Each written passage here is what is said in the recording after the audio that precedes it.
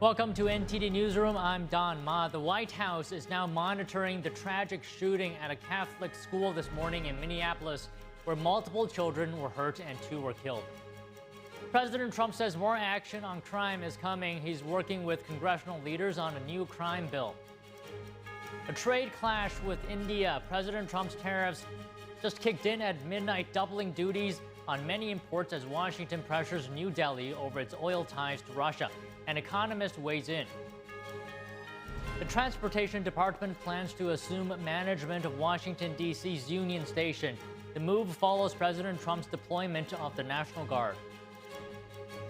Google is investing $9 billion into Virginia's artificial intelligence infrastructure. As part of the funding, students will have access to AI tools and education. What's in a logo? Cracker Barrel will go back to its old logo following a public outcry over a new logo unveiled last week. We discussed this with analysts. President Trump will chair a Gaza war meeting today at the White House. Meanwhile, Israeli tanks push into a new area on the edge of Gaza City.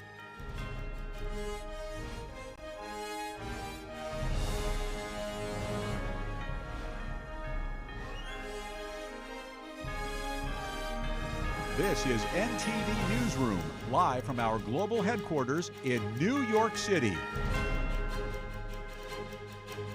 Thanks for joining us this afternoon. Tragedy and heartbreak rippling through a Minneapolis community over a Catholic school shooting.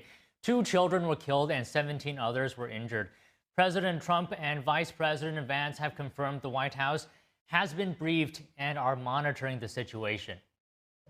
And the amount of pain that they are suffering right now is extraordinary. And don't just say this is about thoughts and prayers right now. These kids were literally praying. It was the first week of school. They were in a church. These are kids that should be learning with their friends. They should be playing on the playground. They should be able to go to school or church in peace without the fear or risk of violence, and their parents should have the same kind of assurance. Minneapolis Mayor Jacob Frey condemned the violence along with Minneapolis Police Chief Brian O'Hara. The chief said dozens of children were inside Annunciation Catholic School for a worship service. O'Hara said the gunman shot from outside the building through windows. An 8- and 10-year-old were killed. 17 others were hurt. 14 of them are children, 2 of which are in critical condition. Hennepin County Medical Center reports that victims as young as 6 years old were rushed to its hospital. O'Hara said the suspect took his own life and only described him as in his early 20s with no extensive criminal record. I know what gunfire sounds like, and I could tell. I was shocked. I said there's no way that could be gunfire. There was so much of it. So it was sporadic. It was a semi-automatic. It seemed like a rifle. It breaks my heart, makes me sick to my stomach, knowing that there's probably people I know that are either injured or maybe they were even killed. It doesn't make me feel safe at all at this community that I've been a part of for so long. President Trump said Americans can expect more action on crime. The president said today he is working with House Speaker Mike Johnson and Senate Majority Leader John Thune on a comprehensive crime bill. Trump wrote it's what the country needs on Truth Social. President Trump federalized the Washington, D.C. police force earlier this month. He has also floated expanding the presence of National Guard troops in high-crime cities like Baltimore and Chicago. Trump has also ordered the Department of Defense to ensure that every state has some emergency National Guard troops prepared, ready to rapidly mobilize to help quell civil disturbances and assist in public safety. The Transportation Department has announced plans to manage Washington, D.C.'s Union Station.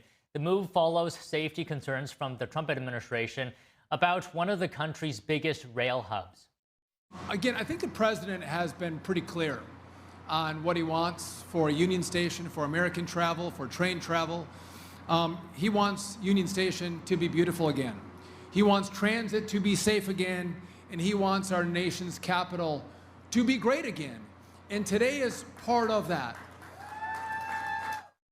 CEO of Amtrak, Stephen Gardner, stepped down in March. The plan comes amid President Trump's decision to deploy National Guard troops to D.C. Trump has also taken control of the Metropolitan Police Department over the objections of some local leaders. The president argues the deployment is necessary to deter violent crime in the nation's capital. National Guard troops continue to patrol busy areas, including Union Station. 5 new Amtrak trains will begin service today between Washington, D.C., New York, and Boston.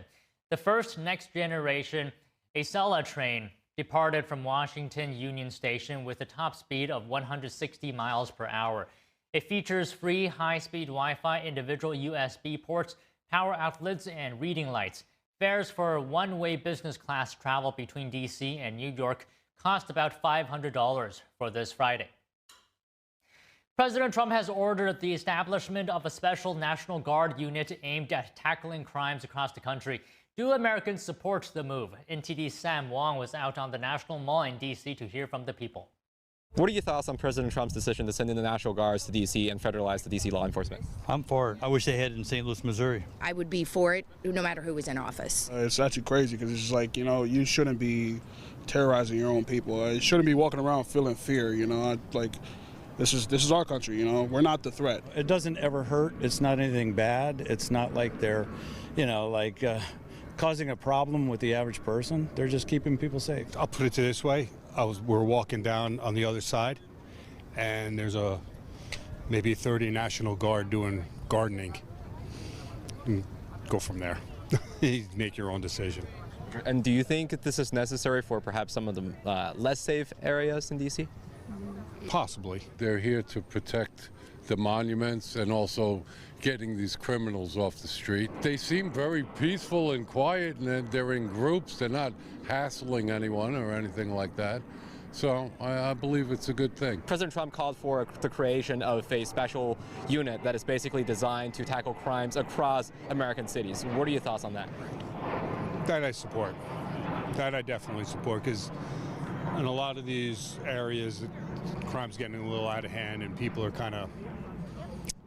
kindness isn't there as well, and there has to be some sort of structure. It feels like we're targeting cities on purpose instead of just trying to solve everywhere, Because Chicago and Baltimore and places like that aren't the only places with crime. There's a lot of red states that have a lot of high crime rates. Well, you think about Little Rock, Arkansas, and all these places.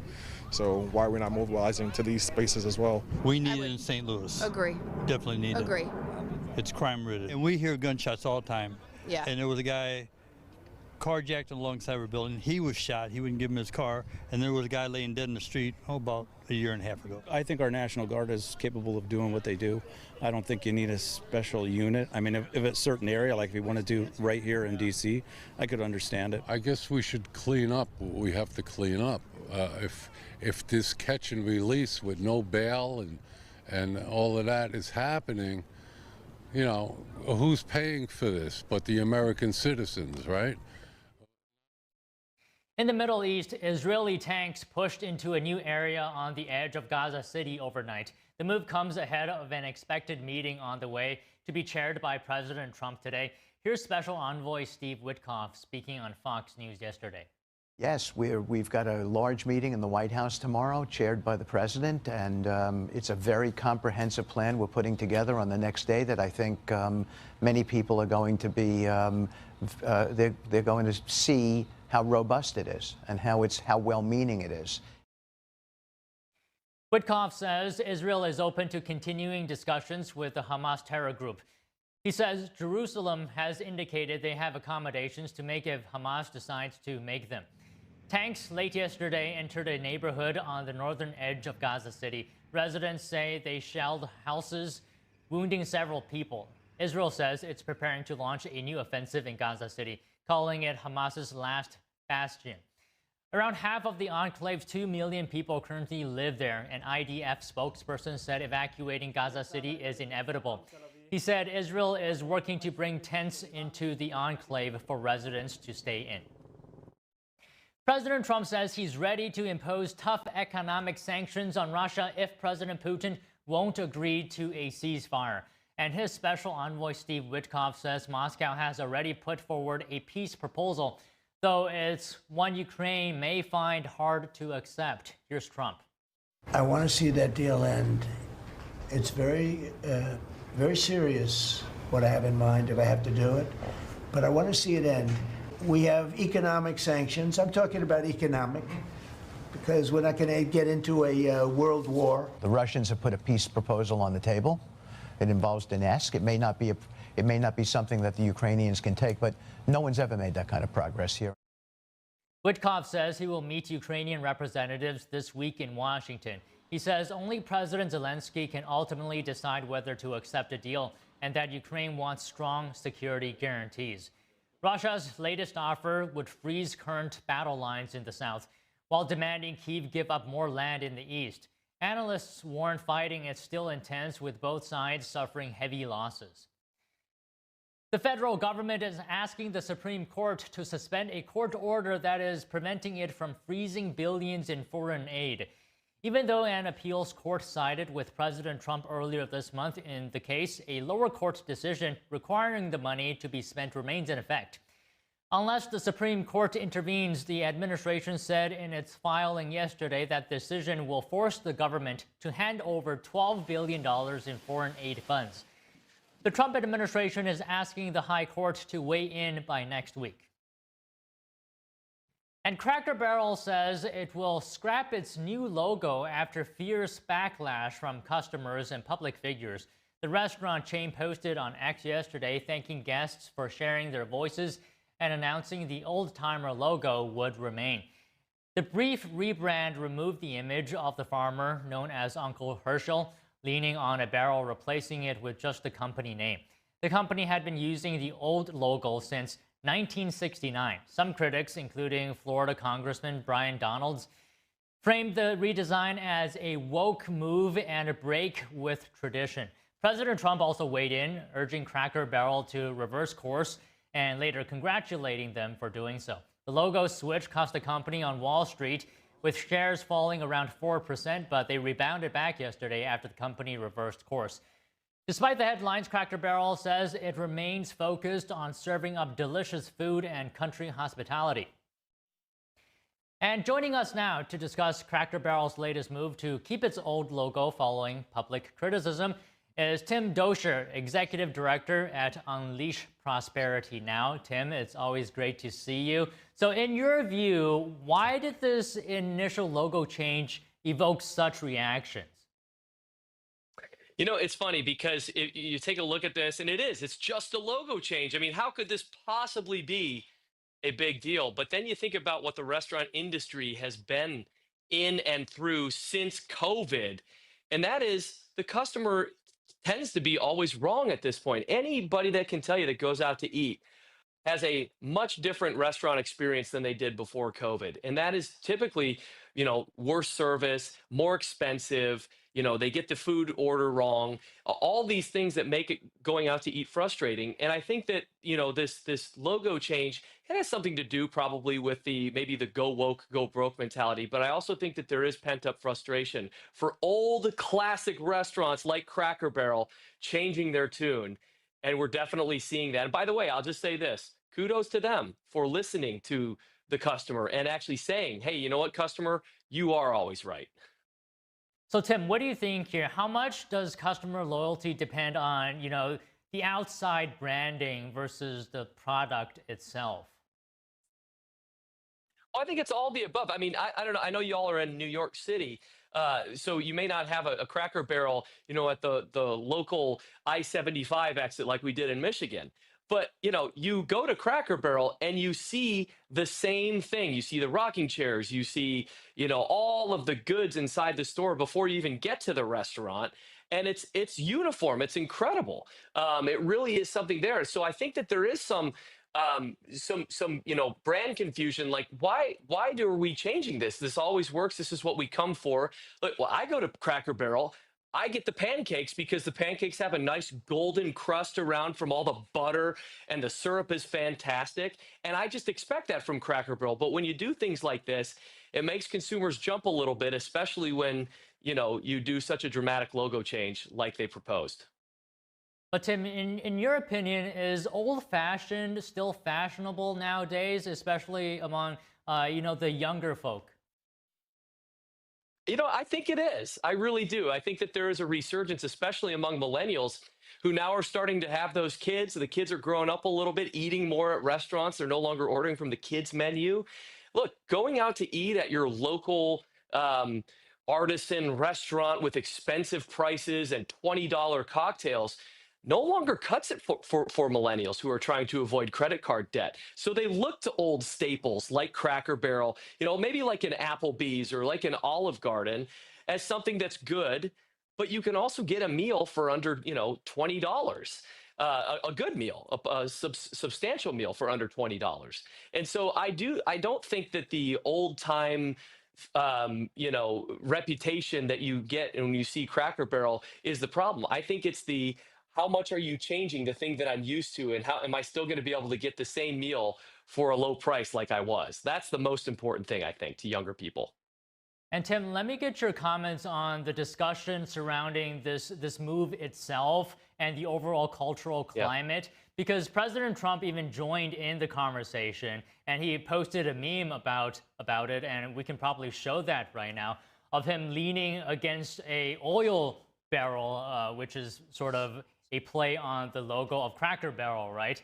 Maybe you can comment on that, and as well as what do you think is the cultural climate right now relevant to this issue? This is such a great question because it just shows you what a cultural phenomena that Cracker Barrel has been. Yeah, there's the photo right there. That's fantastic.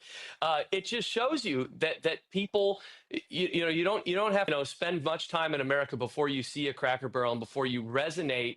I mean, that is America. And so I think that President Trump weighing in is standing up for those institutions that have traditionally been a part of America.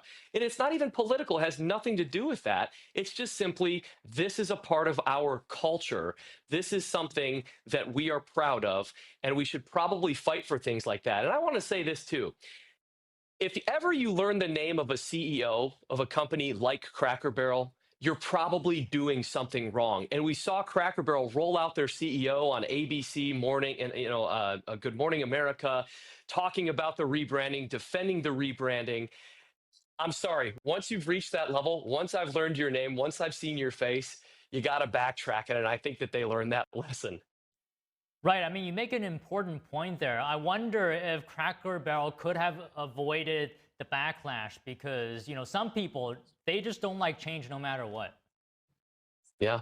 Yeah. Well, look, I mean, again, I'm going back and I'm sorry to keep hammering this, but if you have a Cracker Barrel pancake, or if you have the biscuits, or if you have mashed potatoes, or if you have all the great stuff there, it's really, really difficult to say, okay, well, I'm open to whatever else is new on the menu or whatever else. I mean, it is an incredible experience.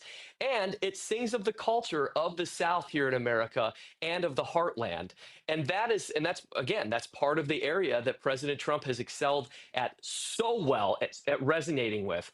And so this is the cultural thing. And I think that they've rightfully backtracked, and kudos to them for doing that. Okay, Tim, just one last thing. What do you think other companies should take away from this?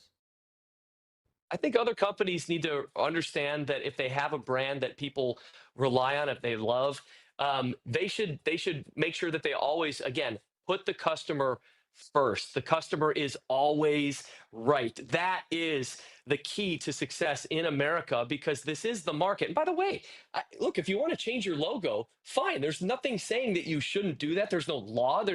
President Trump didn't say, we're going to take action at the federal. No, he didn't say that. Simply commentating on the fact that there is a backlash against this. And to honor the customer and to honor the dollars that the customers bring to your store, maybe you should pay attention to it. Maybe you should see them as right. Well, all right, Tim. It's always great to have you. We have such great conversations. Thank you. Love it. Thank you so much. Have a great day. You as well. Coming up, Google is investing $9 billion into Virginia's artificial intelligence infrastructure. As part of the funding, students will have access to AI tools and education. Don't go away.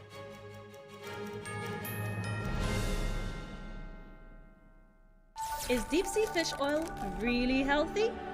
Due to pollution in the oceans, most fish contain heavy metal elements and radioactive substances. That's why it's so important to choose a pure source of omega-3. Puritang green vegetable omega-3 is made from purslane and perilla seeds, which are rich in nutrients and minerals, especially vitamins A, D, E, calcium, and iron. With natural processing and no harmful chemical additives, it has more than 90% concentration of omegas 3, 6, 7, and 9. It effectively improves brain power and is beneficial to the heart's health. Puritang omega-3 does not smell of fish and contains no pollutants, so both adults and children can safely and easily consume it over a long period of time. Puritang green vegetable omega-3, greener, healthier, and more effective. Visit puritang.com to learn more.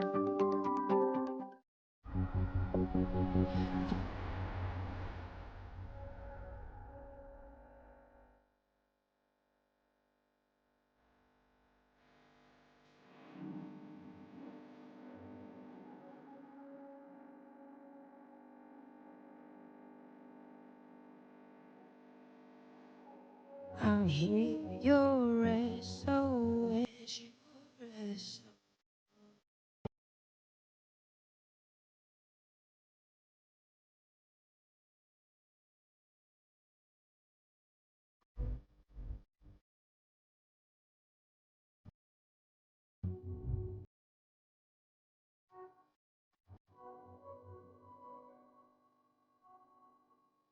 On streets across America, young people are homeless, abused, in danger. Covenant House is helping young people with nowhere else to turn, but the need is overwhelming.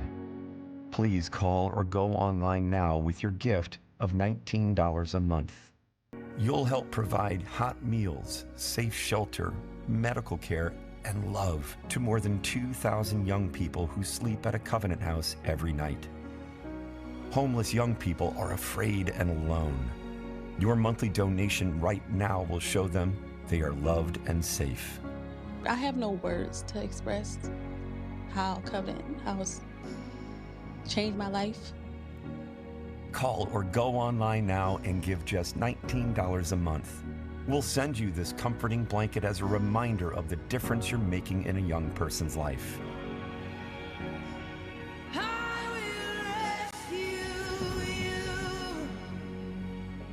Call or go online now to safeplacetosleep.org.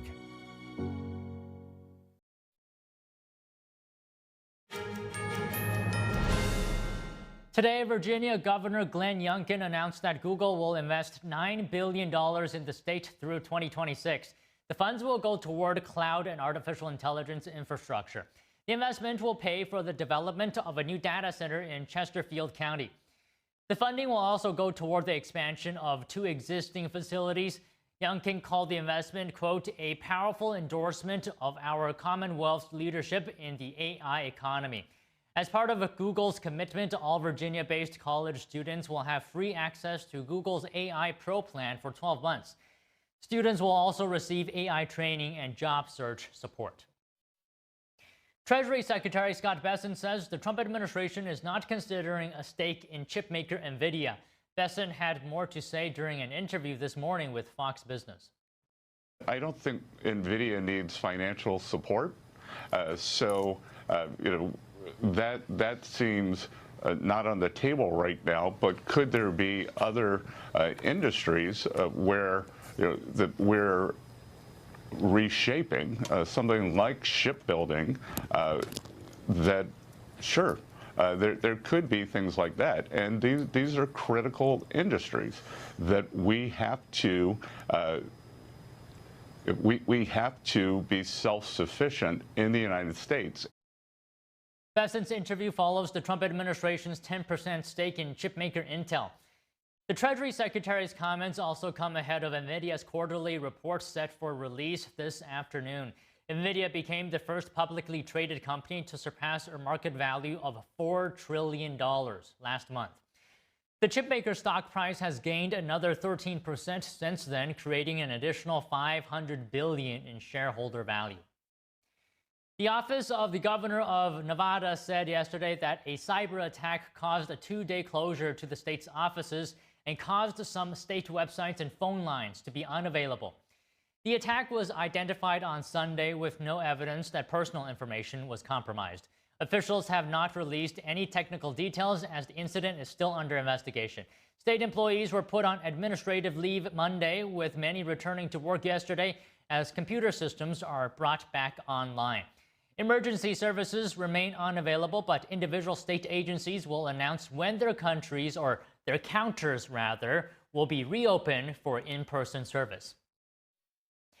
Federal Reserve Governor Lisa Cook says she will sue the Trump administration to prevent her firing. Cook says her removal over alleged mortgage fraud is illegal. Here's the latest. A lawyer for Federal Reserve Governor Lisa Cook announced Tuesday that Cook was filing a lawsuit to prevent her removal. President Trump says Cook must go, accusing her of misrepresenting mortgage documents. She seems to have had an infraction, and she can't have an infraction, especially that infraction, because she's in charge of, if you think about it, mortgages, and we need people that are 100% above board, and it doesn't seem like she was. The allegations stem from a referral letter by Federal Housing Finance Agency Chairman Bill Pulte, who accused Cook of listing 2 homes as her primary residence to secure better loan terms. But Cook argues she's done nothing to warrant her removal and says Trump doesn't have the authority to fire her anyway. At a cabinet meeting Tuesday, Trump suggested he already has someone in mind to replace Cook. I think I maybe in my own mind have somebody that I like. We're dealing with a lot of people, actually, that are going to be involved in that decision. Ultimately, it's a very important decision. The Federal Reserve says Cook remains a sitting governor until the courts decide otherwise. Trump said he would abide by that ruling. I abide by the court, yeah. I abide by the court. For now, markets are watching closely. Analysts warn political pressure on the Fed could undermine its independence. This isn't the first time Fed officials have faced scrutiny. In 2021, Dallas Fed President Robert Kaplan and Boston Fed President Eric Rosengren both resigned after questions about personal trading, though neither is found to have broken rules. Other top officials, including Vice Chair Richard Clarida, also stepped down amid ethics concerns tied to financial disclosures. A U.S. district judge ruled today that Kilmar Abrego Garcia cannot be removed from the U.S. for at least several more weeks. The judge wants the Trump administration to testify in early October about its efforts to redeport him. An evidentiary hearing is set for October 6th. It's the latest court action in this case after the administration wrongly sent Abrego Garcia to a prison in El Salvador this year, and the Supreme Court demanded it facilitate his return. Since Abrego Garcia has been back in the U.S., his lawyers have renewed a bid for his asylum. In a separate case, the Trump administration is charging Abrego Garcia with human smuggling, which he denies. ICE is hiring, and more than 100,000 people are applying.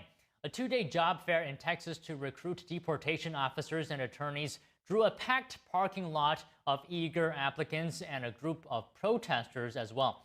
NTD's Daniel Monahan has more on the recruiting push and a new border security update from Homeland Security Secretary Christino. The event at Esports Stadium in the Dallas area began Tuesday. It's part of the Trump administration's effort to expand ICE ranks and strengthen border security and deportation efforts. Earlier this month, the Department of Homeland Security removed age limits for recruits, opening the door for qualified retirees. ICE is offering incentives, including signing bonuses up to $50,000, student loan repayment, overtime pay, and enhanced retirement benefits. ICE is great. They do a lot of great things. They bust drugs, child exploitation. There's a lot of great things that ICE does. It's not just what you're seeing on the media. So that's what I want to be a part of. This is a highly desired career, especially amongst those who are currently in law enforcement. But a lot of people want to do this job.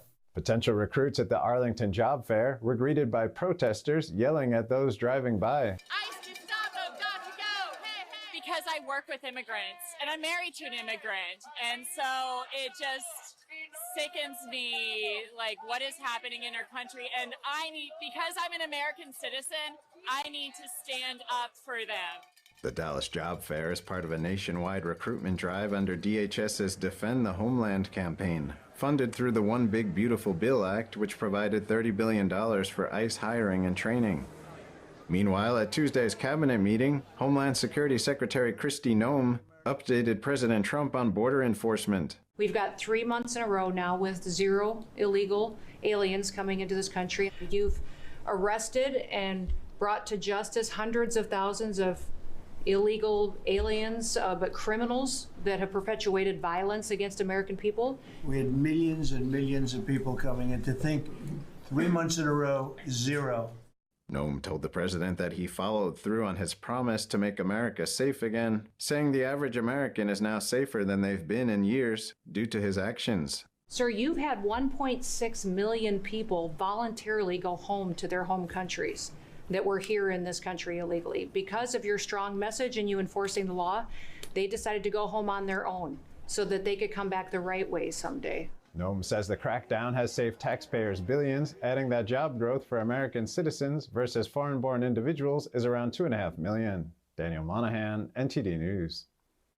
Secretary of Homeland Security Kristi Noem announced yesterday that Border Patrol and ICE agents have made 5,000 arrests in Los Angeles since June.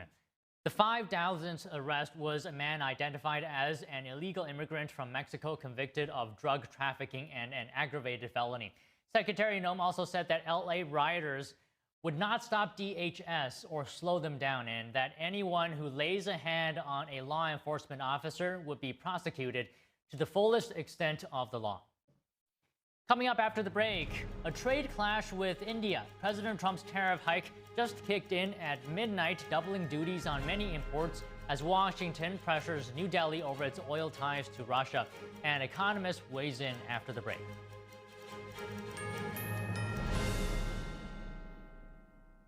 I debate all day. It's what I do. But there are some things that are undebatable, like your mental health, my own mental health. I was in a dark place when my brother passed away in a car accident. I've never been more devastated than the day I lost my mom. I was depressed, miserable, in ways I never imagined. I reached out, and my sisters came. My pastor, my therapist. They helped me get through it. I found that the more I spoke up, the healthier my mind became. The chaos that was in me began to subside. I was more focused, clear. When you love your mind, you can go so much further. That's not up for debate. Find mental health resources at loveyourmindtoday.org. My name's Stacy, I'm 57, and I was adopted in 2020. We were adopted in 2019. And we were adopted in 2021. We had a house, and it sounds crazy, but it wasn't a home. The one thing that Jake and Emma brought is it became a home. When I met Dakota, he had just turned 14. You weren't there for the first this and the first that. I missed the first words, but we got a lot of other firsts. Watching her say, oh my God, I cannot believe I got my license. And she's like, I passed. And I'm like, girl. See them grow. It is. They chose to love us. They didn't have to. They chose us. Family.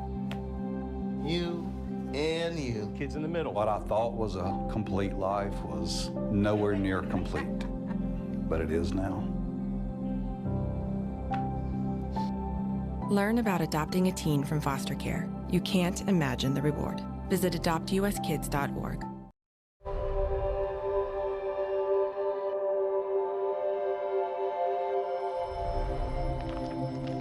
My 15-year-old son, Ethan, and I had a fun and relaxing morning. We returned home, and Ethan walked to his best friend's house an hour later. I heard the ambulance scream by the street, carrying my beautiful boy. Ethan was shot in the head in his best friend's house with an unsecured gun. He had zero chance of survival. The father, the gun owner, he stored his 3 guns and bullets in a shoebox.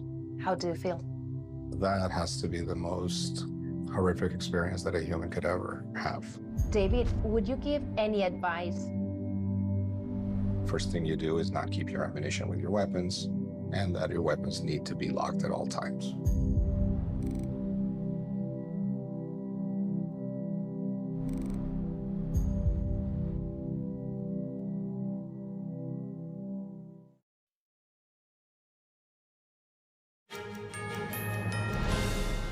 And the countdown is over for India. An additional 25% tariff on the country has officially kicked in. That brings the total rate to 50% on many imports entering the United States. President Trump implemented the additional 25% tariff on India in an August 6th executive order. Trump said India is currently directly or indirectly importing Russian Federation oil. India has been one of Russia's most significant trading partners since it invaded Ukraine in 2022. Annual bilateral trade between the two countries is almost $70 billion. Energy has been the primary product uniting the two countries for the past few years. India accounts for an estimated 1/3 of Russia's petroleum exports, fueled by a sanction-driven discount. Trump says India has been exploiting discounted Russian crude to sell it on the open market for big profits. India's government has dismissed these criticisms, saying the purchases are aimed at providing its huge population with affordable energy. Treasury Secretary Scott Bessent weighed in on U.S.-India relations this morning on Fox News. Take a listen. President Trump and Prime Minister Modi have very good relationships at that level. And it's not just over the Russian oil. The Indians came in very early after Liberation Day to start negotiating on tariffs, and we still don't have a deal. I thought that we would have a deal in May, June. I thought India could be one of the earlier deals. And they've kind of tapped us along in terms of the negotiations. And then there is also the aspect of the Russian crude purchases, which they've been profiteering on. So there are many levels going on here. Bessent said yesterday that revenues from President Trump's tariffs could top $500 billion a year. Bessent told a cabinet meeting that earlier estimates of $300 billion were too low and said there had been a substantial jump in collections over the past 2 months. The Treasury says that figures from Monday show it collected nearly $30 billion in customs and excess taxes this month, matching July's total with more than a week to go. The Congressional Budget Office now estimates that Trump's tariffs could shrink federal deficits by up to $4 trillion over the next decade. Joining us now to discuss President Trump's 50% tariff on India, which took effect today, is Daniel Lacalle. He's the chief economist at Tresses and international financial analyst. Daniel, always great to see you. How are you doing today? Doing very well. Thank you very much, Don. Always a pleasure.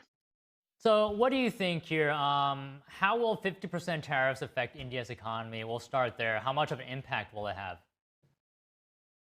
Well, let's start with why the 50% tariffs, because we must understand that it is not true that India is purchasing more Russian oil because it provides cheap or affordable energy for India.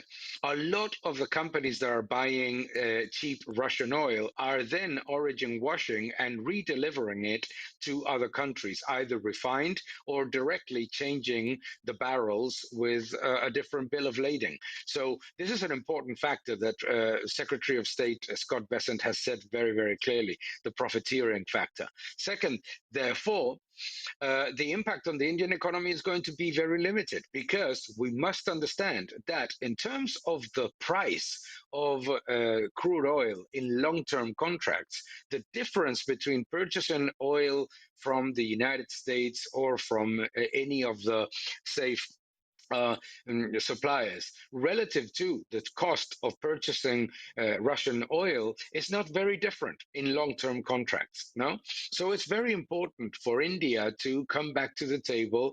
As Secretary of State Mr. Bessent said, they were supposed to be the easiest and quickest deal, and it's at the country, the government is dragging its feet for nobody knows which reasons, because the impact on the Indian economy could shed about 0.5% of its growth only because of the increase in tariffs and the reduction in international trade. So Daniel, in your view, would you say India's oil purchases are funding Russia's war in Ukraine? Oh, absolutely. Not just India's purchases, The European Union's Chinese purchases are funding the war in Ukraine. The level of exports of the Russian economy is absolutely phenomenal. It's about $33 billion a month. And the level of exports of crude oil, natural gas, coal, etc., to its main trading partners is at record levels in volume terms. Therefore, what we must understand is that one of the big risks of what is happening right now is that these exports to other countries are partially financing the enormous expenditure in defense that the Russian government is implementing. Let's remember that the Russian government has more than doubled its defense budget, that the main trading partner in terms of military technology is China, and that these gigantic exports of crude oil are certainly part of the reason why the Russian economy continues to build a war chest that is absolutely phenomenal. So obviously this is a problem, but it's also a problem because it's unfair. And I think that that's the reason why the Trump administration is focusing on India, is that it makes no sense for India to multiply its imports of Russian oil. I'm not saying that they would have eliminated all of the imports of Russian oil, and sanctions are always a very difficult thing because they never truly work. But that's not the factor. The factor is that it makes absolutely no sense that India has gone from being a moderate importer of Russian crude oil to being one of the largest importers of Russian crude oil, and that's not because of the growth of demand. Okay, so it seems like then India is now faced with a decision, right? Either take a hit from tariffs or not buy Russian oil. Do you think these tariffs will deter India from Russian oil? Oh, I think it's inevitable. I think that there is no other option, because if India does not come back to the table, start a negotiation that will deliver a strong trade deal that everybody was expecting. I think that any economist that is watching right now, or any person that is informed, must be truly surprised at the fact that India has not signed a trade deal when the European Union, the UK, Philippines, Vietnam, South Korea, Japan, all these countries have signed a trade deal. It seems like India sort of wants to, the Indian government, not India, but that the Indian government wants to sort of prove that it can sustain its economic growth model with a position that is of confrontation against the United States. And that is impossible. It is truly impossible. And let's remember that India is a country that is going to go between 6 to 6.5% in the next years, because among things, it will continue to export the United States. So I think that India needs to really come back to and deliver what is, in my opinion, a trade deal that everybody expected. Okay, just building on your point, Daniel, perhaps you can also comment on the fact that the Indian Prime Minister Narendra Modi is to meet the Chinese regime leader Xi Jinping in a few weeks. Can you talk to us about what that means for perhaps its relationship with the United States, where it stands right now?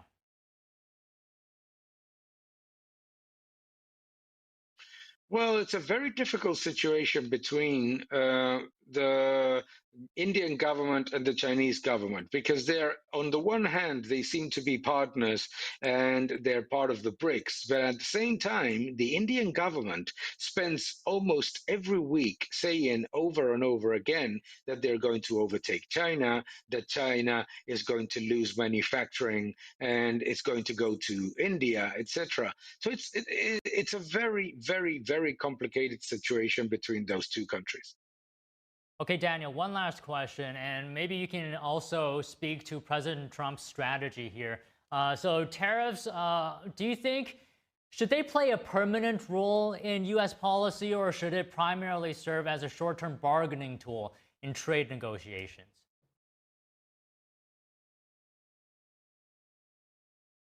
I think both. I think that the trading environment globally is quite challenging, and that one of the things that we have seen with all these trade deals is that a lot of countries are not going to reduce or eliminate their non-tariff barriers.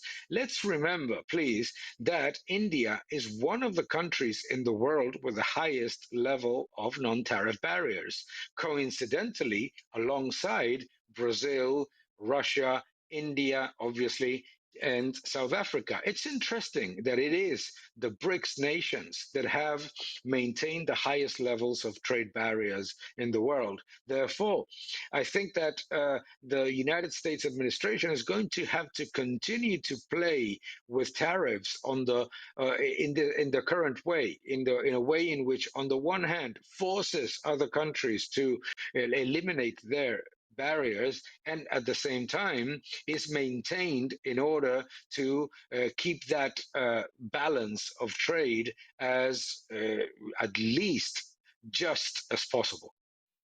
All right, Daniel, always great to talk to you. Thank you for your time today. Thank you very much. Always a pleasure. An opening ceremony today for Europe's largest munitions plant. NATO Secretary General Mark Rutte was there at the German weapons maker's new facility. He explained why Rheinmetall is so important. And this is exactly what we need to ensure the prosperity and security of our economies and societies across Europe and North America, especially at a time when we are aggressively being challenged. Russia and China are expanding their militaries and their capabilities at speed and scale with little transparency. Rutte noted that the plant's opening comes just 2 months after NATO leaders agreed to invest 5% of GDP into defense. The Secretary General thanked Germany for taking a lead role on this and pledging $150 billion in defense spending by 2029. Rheinmetall broke ground early last year on its 300,000 square foot facility in northern Germany. Rutte applauded the company's quick 14-month timeline for opening. Once fully operational, the factory will have the capacity to make up 350,000 rounds per year. The investment totaled about $580 million and will create more than 500 jobs at the site. Germany has been rearming itself after Russia invaded Ukraine in 2022. This also comes as President Trump has urged European countries to take more responsibility for its own defense. China today rejected President Trump's call for the country to limit its nuclear arsenal by joining nuclear disarmament negotiations with the United States and Russia. A spokesperson of Chinese Foreign Ministry said Trump's proposal is unreasonable and unrealistic, citing the different sizes of nuclear arms of the two countries. President Trump said on Monday he had discussed nuclear arms control with Russian President Putin and wanted China to be involved too. He said China would catch up to the U.S. nuclear arsenal in 5 years. The U.S. Navy is conducting 2 drills in the South China Sea, one in the Philippines and the other in Indonesia. The goal is to align Asian partners to counter China's aggressiveness in the South China Sea. A Chinese national has been charged for stealing U.S. cancer research and taking it to China. The Harris County District Attorney's Office in Texas announced the charges on Monday. Yunhai Li worked as a researcher at MD Anderson Cancer Center on a vaccine against breast cancer. He was in the U.S. on a research scholar exchange visa. His research was funded through the National Institutes of Health and the Department of Defense. But at the same time, he secretly worked for a Chinese university and didn't disclose the conflict of interest to U.S. authorities. U.S. Customs and Border Protection caught him with sensitive medical information as he was trying to board a flight to China in July. Li faces 1 charge of theft of trade secrets and 1 charge of tampering with a government record. He could face up to 11 years in prison if convicted. Denmark's foreign minister summoned the U.S. diplomat in the country today over concerns of influence operations in Greenland. On Wednesday, public broadcaster DR reported at least 3 Americans with connections to President Trump have been involved in the effort. The outlet cited unnamed government sources in its reporting. DR said it had been unable to clarify whether the Americans are working on their own initiative or on orders from someone else. Trump made overtures to purchase Greenland during his second term. Denmark and Greenland have said the island is not for sale. Iran and 3 European powers restarted nuclear negotiations yesterday. Europe warns it could trigger UN sanctions if Tehran doesn't cooperate. NTD international correspondent David Vivez reports from Paris. Iran and the 3 European powers, the UK, France and Germany, have agreed to resume nuclear negotiations. This decision comes as the Europeans threaten to reimpose UN sanctions through the snapback mechanism if Tehran refuses to return to the negotiating table. The United States and its allies suspect Iran of seeking to develop nuclear weapons, although the International Atomic Energy Agency and US intelligence have found no concrete evidence so far. Talks were suspended after Israeli-American strikes on Iranian nuclear sites in June. Since then, the IAEA inspectors have no longer had access to Iranian facilities. Despite this, dialogue is ongoing between Iran and the IAEA. According to Executive Director of the International Bar Association, Europeans have set their priorities. I think the European leaders will understand that the nuclear issue is critically important, and if they can negotiate an agreement with Iran on that particular issue, I think that will be a success. Observers in Iran report new waves of arrests and executions since the U.S. strikes on nuclear facilities. The crackdown comes as the political power of the mullahs appears weaker than before. Ellis says Western leaders must keep this in mind and hold Tehran accountable. This is just an ongoing policy. It's never been a one-off policy.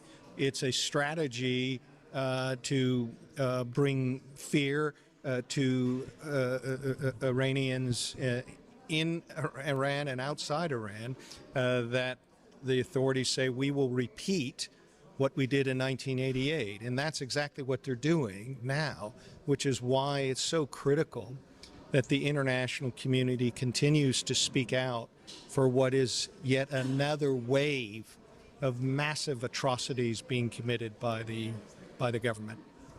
The snapback deadline expires in October, but the Financial Times says Europeans may extend it if Iran resumes talks with Washington and the IAEA.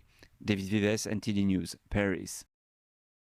Coming up after the break, the FDA places new restrictions on 3 COVID vaccines. The jabs will still be available to high-risk individuals, but ends their emergency use authorization. We have that and more when we come back.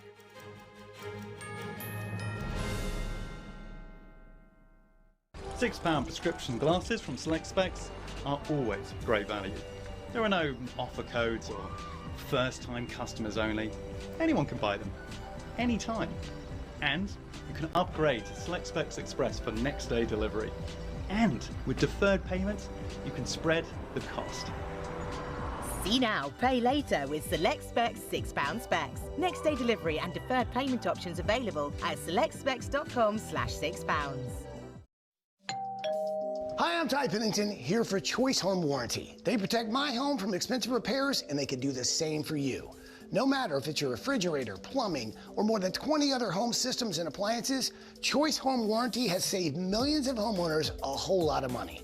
For a low monthly fee, you get their nationwide network of trusted local technicians with plans that cover repairs and replacements done quickly and the right way. No more headaches searching for technicians. No more budget-breaking chaos. Just a peace of mind of having Choice Home Warranty at your service. Call Choice Home Warranty now and save big with their special offer of your first month free and free limited roof coverage. Call now. Call Choice Home Warranty for your free personalized quote and to get your first month free. Call in the next 5 minutes, and as our special offer, you'll receive free limited roof coverage. Call now to lock in your rate and save big. Call 800-210-9106. 800-210-9106.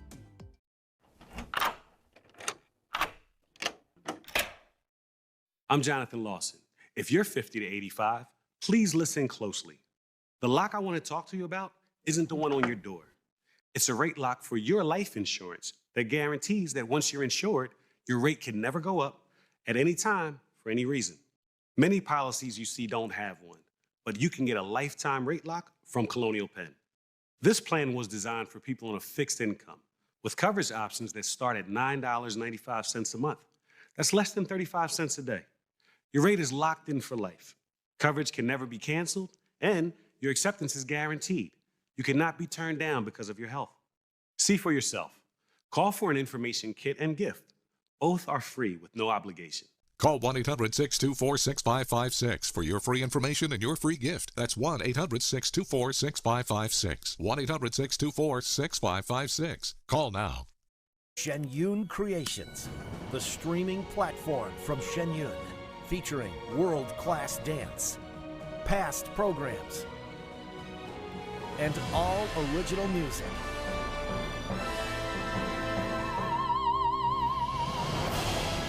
Masterclasses, behind the scenes, comedy, and more.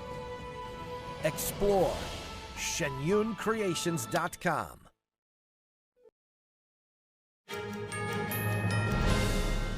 The FDA has approved updated COVID-19 vaccines. At the same time, the agency will also limit their use for some Americans. The new shots from Pfizer, Moderna, and Novavax are approved for all seniors. The FDA has also narrowed their use for high-risk younger adults and children with asthma, obesity, and other conditions. Health and Human Services Secretary RFK Jr. posted about the decision on X. The HHS secretary said he was delivering on his promises to end COVID vaccine mandates while keeping the vaccines available. He also said his agency would demand placebo-controlled trials from drug companies and end emergency authorization for COVID vaccines. His post read, quote, "The American people demanded science, safety, and common sense. This framework delivers all three." The Transportation Secretary Administration has crowned its top dog. And I hope you still remember Steeler, a security dog from Pittsburgh, took the win as the cutest canine. The people have spoken. The canine received the most social media votes in the TSA's national contest for cutest canine, beating nearly 100 other four-legged challengers. He topped the final round of competition against 3 other dogs. Steeler is a 2.5-year-old Labrador named after the city's football team. He specializes in explosives detection. The TSA notes when he's not helping keep air travelers safe, Steeler likes to play fetch and chew on a tug rope. He also likes to eat jumbo hot dogs. Coming up, as U.S. adversaries flex their military cooperation, the Trump administration readies changes to the Department of Defense, how they will reflect an offensive posture to national security. We have that and more when we come back.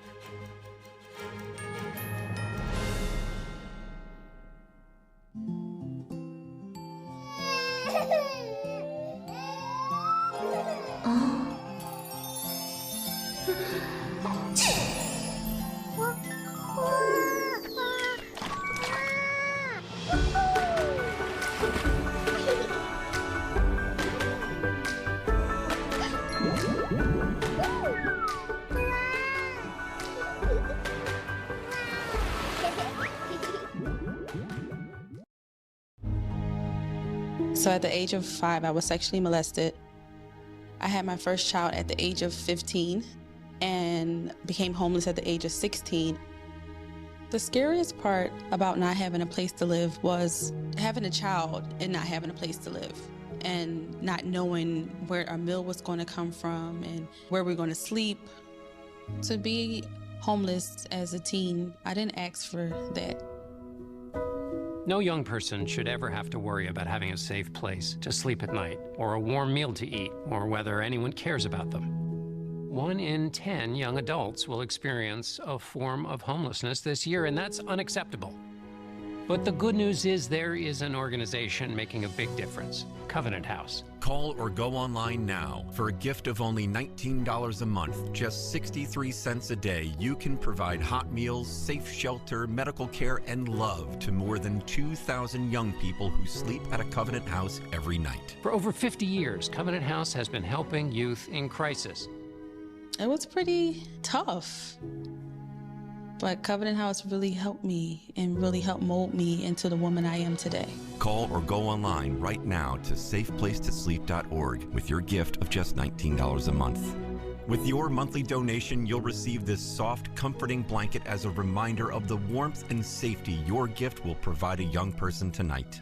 I have no words to express how Covenant House changed my life. They gave me the love that I needed. They just really genuinely just wanted to help me succeed, and I'm succeeding.